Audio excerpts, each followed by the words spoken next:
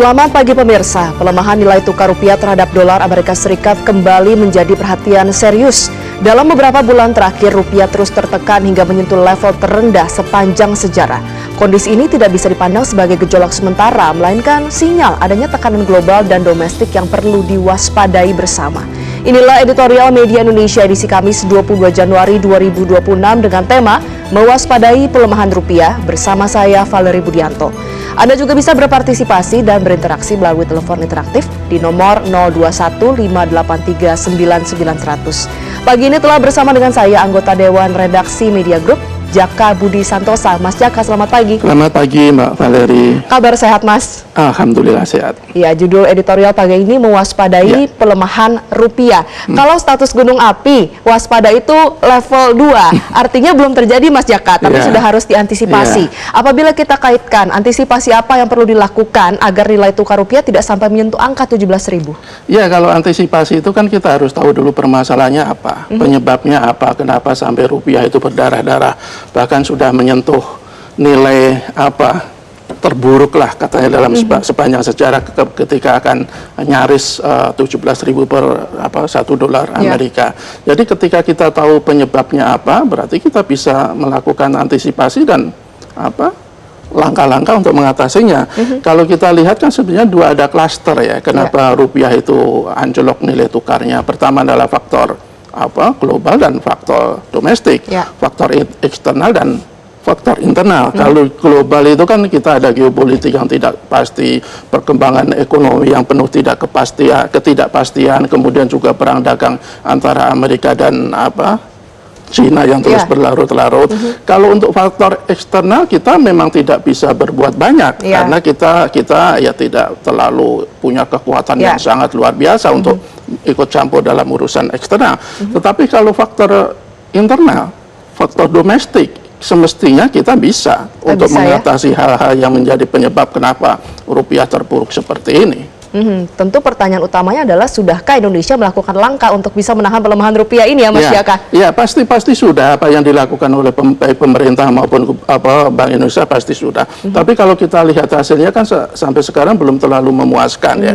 Kemarin memang penguatan rupiah ada sedikit menguat tipis kan 20 poin kalau tidak salah. Tapi itu masih jauh dari yang kita harapkan. Bagaimana tentu saja kita tidak ingin rupiah itu menyentuh sampai angka 17.000. Kalau kemudian hanya ada penguatan sekitar 20 poin, tentu harus ada langkah-langkah yang lebih progresif lagi, langkah-langkah yang lebih serius lagi, yang lebih tepat sasaran agar rupiah itu semakin menguat. Baik, kita akan lanjutkan diskusi ini pemirsa, tapi sama-sama kita simak. Inilah editorial Media Indonesia edisi Kamis 22 Januari 2026 dengan tema Mewaspadai Pelemahan Rupiah.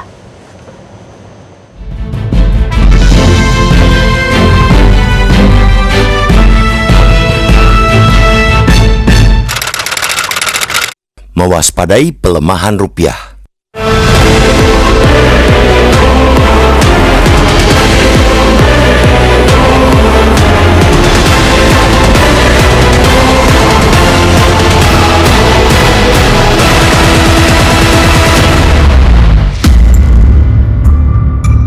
Pelemahan nilai tukar rupiah terhadap dolar Amerika Serikat dalam beberapa bulan terakhir bukan sekadar fenomena singkat.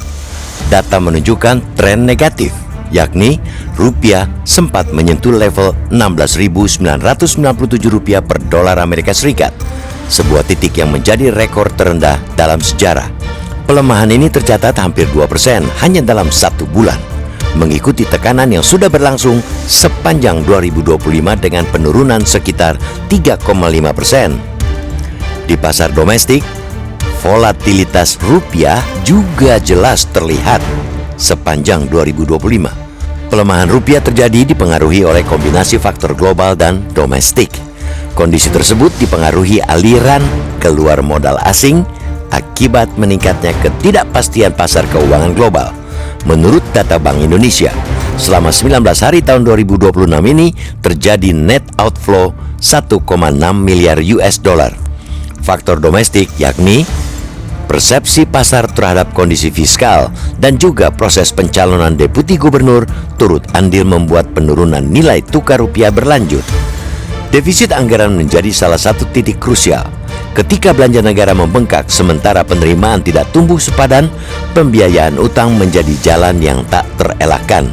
Dalam situasi global yang ditandai suku bunga tinggi, ketergantungan pada pembiayaan utang, terutama yang berbasis valuta asing, akan meningkatkan kerentanan nilai tukar. Rupiah pun menjadi lebih mudah terombang-ambing oleh sentimen global. Selain itu, konsistensi kebijakan makroekonomi juga patut mendapat sorotan. Pasar tidak hanya membaca angka, tetapi juga arah dan kredibilitas kebijakan. Ketika kebijakan fiskal dan moneter tidak berjalan selaras, atau ketika sinyal yang dikirim pemerintah berubah-ubah, kepercayaan investor dapat terkikis. Dalam kondisi demikian, tekanan terhadap rupiah bisa datang bukan karena data ekonomi yang buruk, melainkan karena persepsi ketidakpastian. Ditambah lagi soal isu independensi bank sentral yang tak bisa dipandang remeh. Bank sentral yang dipersepsikan tidak sepenuhnya independen akan kesulitan menjaga kredibilitas kebijakan moneter. Ramainya pemberitaan proses pencalonan Deputi Gubernur BI yang menjadikan Wakil Menteri Keuangan Wamenkyu Thomas Jiwandono menjadi kandidat juga mempengaruhi tertekannya nilai tukar rupiah.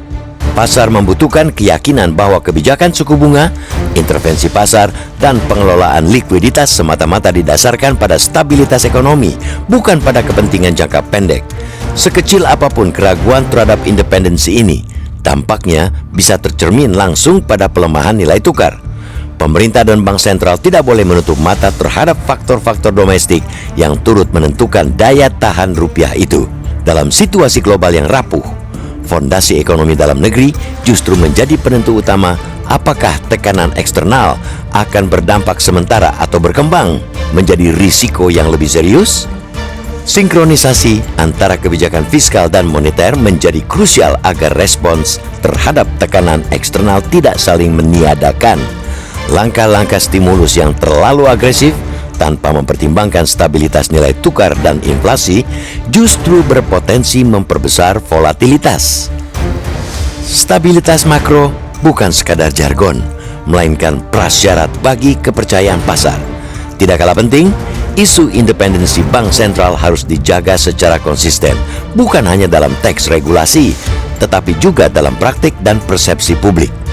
Bank sentral yang dipersepsikan berada di bawah tekanan kepentingan jangka pendek, terutama kepentingan fiskal, akan kehilangan kredibilitasnya. Padahal, kepercayaan terhadap otoritas moneter merupakan salah satu benteng utama dalam menjaga stabilitas nilai tukar di tengah guncangan global. Pelemahan rupiah seharusnya menjadi momentum refleksi, bukan reaksi defensif.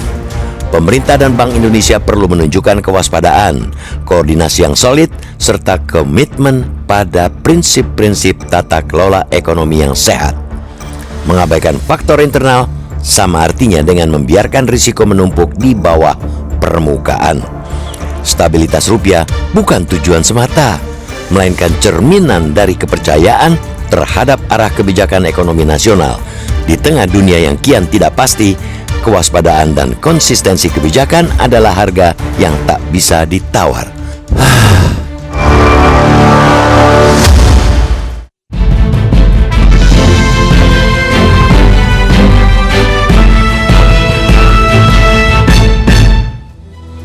Pada bagian selanjutnya Anda bisa ikut menyatakan pendapat Anda pemirsa. Untuk sementara kami jeda terlebih dahulu, tetaplah bersama kami di Editorial Media Indonesia.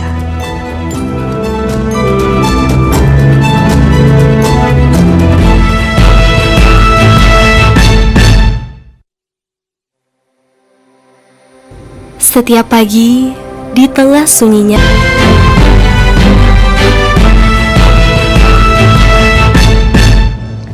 Anda kembali di Editorial Media Indonesia, pemirsa. Saatnya kita mendengarkan pendapat dari salah satu pemirsa Metro TV. Sudah ada Bapak Yunus Luat dari Tanjung Selor, Kalimantan Utara. Bapak Yunus, selamat pagi.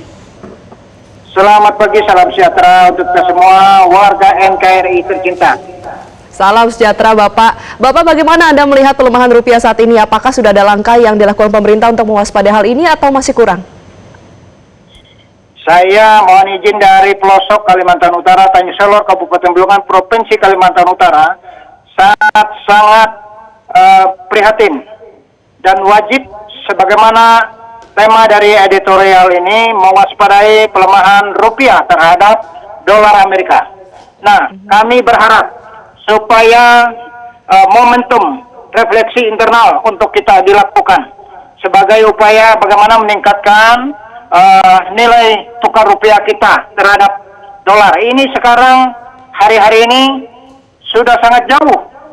1 dolar US dollar itu 16.997 rupiah.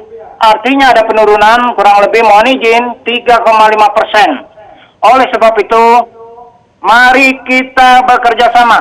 Jangan ada pejabat-pejabat, mohon izin dengan segala kerendahan hati saya mau katakan, jangan ada yang SMOS, semua susah melihat orang lain senang melihat orang lain susah, atau iri hati dengki. Siapapun pejabat kita dukung dia memperbaiki perekonomian Republik Indonesia. Jangan kita berkutat internal kita, sementara nilai rupiah kita turun. Dan mohon izin, walaupun kami pelosok, kami beri saran tetap jaga kedamaian, kondusivitas di daerah kita masing-masing di seluruh NKRI tercinta. Semoga nilai rupiah bisa kembali menguat di internasional. Terima kasih, sukses selalu untuk seluruh warga masyarakat NKRI tercinta. Terima kasih. Baik, terima kasih Pak Yunus Luat dari Tanjung Salor, Kalimantan Utara. Mas Jaka, ini poin yang menarik adalah tadi salah satu pesan yang disebutkan adalah jangan ada pejabat yang membuat keputusan kebijakan untuk kepentingan sendiri. Apakah ini bisa dikaitkan juga dengan isu yang kembali mencuat dan yang disebutkan juga oleh editorial nih, pencalonan nama Thomas Yuwandono? Ya, salah satu penyebab kenapa rupiah itu anjlok itu kan adanya persepsi pasar yang negatif terhadap pencalonan Pak Thomas Yuwandono sebagai Deputi Gubernur BI. Jadi ketika kita sudah tahu satu masalahnya itu ya semestinya bisa diatasi kan. Bahkan Gubernur BI sendiri Pak Peri Marjo juga mengakui bahwa salah satunya ya persepsi terhadap Pak Thomas. Jadi kalau kemudian pemerintah atau BI itu tetap bersikukuh untuk mencalonkan Pak Thomas, ya mungkin ada pertanyaan sebenarnya, ya serius nggak sih untuk memperkuat rupiah lagi? Nah, jadi hal-hal seperti ini mestinya menjadi perhatian serius bagi para pemimpin kita. Ketika mereka sudah tahu masalahnya tetapi mengabaikan masalah itu, ya jadi pertanyaan publik kan, jadi pertanyaan pasar kan. Kan BI itu harus dijaga betul-betul independen. Salah satu kunci utama bank sentral itu adalah independensi. Apapun yang dilakukan oleh bank sentral, apakah itu intervensi pasar, apakah itu kebijakan soal suku bunga, apakah itu soal pengelolaan likuiditas, itu kan semata-mata harus untuk menjaga stabilitas ekonomi. Tidak boleh ditujukan demi kepentingan-kepentingan yang lain, apalagi kepentingan politik. Nah, ketika ada seorang sosok yang dikhawatirkan mengganggu independensi, ya semestinya itu tidak diteruskan. Jadi kita tunggu langkah-langkah apa yang dilakukan baik oleh pemerintah maupun BI untuk melakukan penguatan rupiah. Sebenarnya juga tidak cuma satu faktor itu saja kan, masih ada juga faktor-faktor yang lain. Misalnya soal kebijakan yang kadang berubah, kemudian juga ketidakselarasan antara kebijakan moneter dan kebijakan fiskal. Defisit anggaran juga, Pak. Anggaran juga, kemudian kalau versinya Gubernur BI itu katanya ada modal asing yang keluar dalam waktu 19 hari, katanya tercatat 1,6 miliar US dollar. Tetapi ini juga jadi pertanyaan publik, kalau Pak Purbaya, Menteri Keuangan, justru dia heran dana dari asing itu mengalir deras lewat pasar modal, kok rupiah anjlok. Ya, jadi kan ada perbedaan antar pejabat, dan ini justru membingungkan publik kan. Jadi ya kita tidak tahu siapa yang benar, apakah dari versinya BI atau versinya Pak Purbaya. Tapi kalau mungkin lebih simpelnya, kalau Pak Purbaya itu kan dia bilang ya dia dalam waktu 2-3 hari sanggup untuk mengembalikan ini semua dalam waktu semalam kan. Cuma dia bilang, sayangnya saya bukan bank sentral. Ya nggak ada salahnya bank sentral bertanya ya ke Pak Purbaya, resepnya apa. Jadi bisa jadi dalam waktu cepat bisa menguat. Bagaimana mengembalikan kepercayaan pasar dalam waktu dekat ya. Yang penting adalah kepercayaan pasar. Ketika pasar itu sudah percaya, jadi pondasi ekonomi kita akan sangat kuat. Ketika pondasi ekonomi kita kuat, kita paling tidak lebih imun terhadap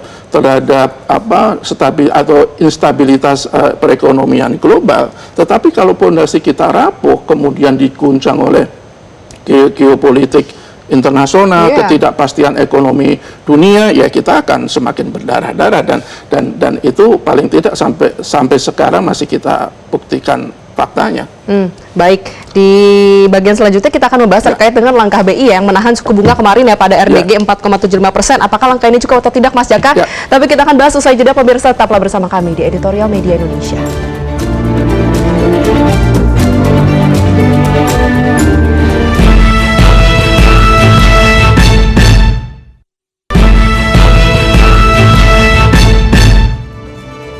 Anda kembali di Editorial Media Indonesia dan kita masuk pada bagian akhir diskusi kita pagi ini. Mas Jaka, kemarin BI memutuskan untuk menahan suku bunga ya di angka 4,75%. Mampukah kebijakan ini benar-benar bisa mendorong penguatan nilai tukar rupiah? Ya, itu salah satu cara ya. Ada cara-cara lain misalnya juga dengan intervensi pasar.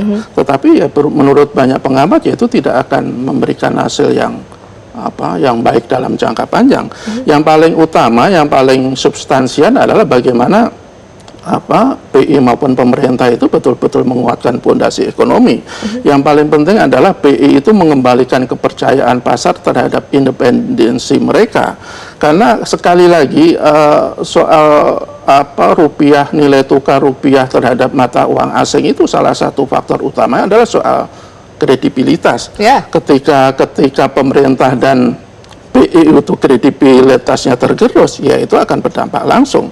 Dan menurut saya dalam situasi sampai saat ini ya semestinya kredibilitas itu betul-betul disegerakan untuk dipulihkan. Salah satunya tadi ya sampai sekarang itu kan publik atau pasar itu masih mempersoalkan Pak Thomas. Masalah utama itu sebenarnya tujuannya apa? Kenapa harus bergabung ke BI? Itu kan jadi pertanyaan besar yang mesti dijawab oleh pemerintah maupun Bank Indonesia. Karena kalau itu terus dibiarkan sementara gempuran dari eksternal terhadap kurs rupiah itu terus terjadi, ya kita khawatir pondasi ekonomi kita, kepercayaan pasar terhadap pemerintah dan BI itu tidak pulih-pulih. Dan kalau kepercayaan itu tidak pulih dalam waktu cepat, ya kita khawatir rupiah akan terus seperti ini. Artinya selama Pak Thomas belum dicabut namanya dari usulan menjadi Deputi Gubernur Bank Indonesia, pemerintah belum benar-benar bersiap akan skenario terburuk ini, Pak? Ya, itu yang dikhawatirkan banyak orang, yang dikhawatirkan oleh banyak pengamat. Sekali lagi, BI itu harus dijamin independensinya. BI itu tidak boleh sedikit pun ada peluang atau potensi untuk bertindak tidak independen. Kalau kemudian Pak Thomas itu bergabung ke sana misalnya, itu kan independensinya dipertanyakan. Dan kalau itu diteruskan, ya kita mempertanyakan apakah cara seperti ini yang dilakukan oleh pemerintah untuk menguatkan rupiah. Kita mengingatkan bahwa kalau rupiah itu terus terpuruk, apalagi nanti bisa menyentuh angka 17.000 atau lebih, yaitu yang dampaknya itu kan kita semua. Sampai sekarang pun para pelaku usaha itu sudah mulai menjerit kok. Ketika apalagi yang bahan baku produksinya itu masih berbasis impor. Kalau itu terus terjadi, ya akhirnya ujung-ujungnya kan rakyat juga yang kena. Harga-harga semakin mahal, kemudian industri juga semakin sulit untuk mengembangkan diri atau jangan-jangan malah tutup dan akhirnya PHK. Seperti harus betul-betul dicermati oleh pemerintah maupun BI dan tugas mereka untuk memulihkan rupiah secepatnya. Baik, kita harapkan memang apa yang kita bincangkan hari ini bisa menjadi masukan ya. Kita tunggu kabar baik ya. Terima kasih Mas Jaka sudah bergabung pagi ini. Pemirsa, pelemahan rupiah harus menjadi momentum refleksi, bukan sekadar reaksi jangka pendek. Konsistensi kebijakan, sinkronisasi fiskal dan moneter, serta penjagaan independensi bank sentral menjadi kunci menjaga kepercayaan pasar. Di tengah ketidakpastian global, stabilitas rupiah adalah cermin arah kebijakan ekonomi nasional yang tidak boleh goyah oleh keraguan. Saya Valerie Budianto mewakili seluruh kerabat kerja yang bertugas mengucapkan terima kasih, selamat pagi dan sampai jumpa.